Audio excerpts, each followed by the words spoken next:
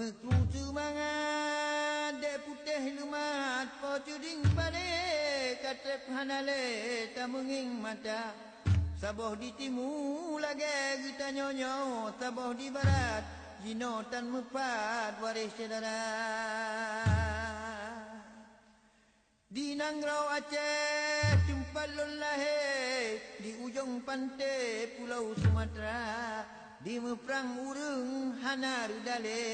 tan so epike wahai saudara Menangrau Aceh mantong lam karu barat ngan timur hana lerida numpi ke jalan ya Tuhanku belena karu di Aceh Raya Alhamdulillah rabbil alamin nah aparat cubuh bukan le ngelarah bede banyak mobil masuk di sini kan? Yang ditangkap pukul 1 malam sedang tidur lah, dikotok pintu bukan diperiksa, dihantam dulu berapa bulan lagi ditangkap lagi apa salah saya tak tahulah sampai sana dihantam sama kabel sama rotan sama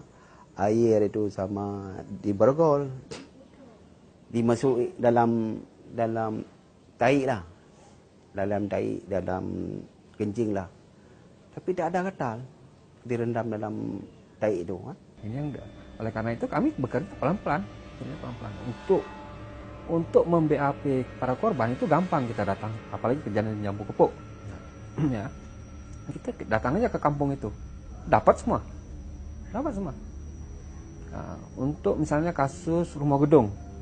itu kan korbannya kan berserak itu di seluruh satu kabupaten bahkan bisa lain kabupaten nah, itu harus dari mulut ke mulut kalau pelaku itu susah apalagi pejabatnya militer pejabatnya tidak berada di Aceh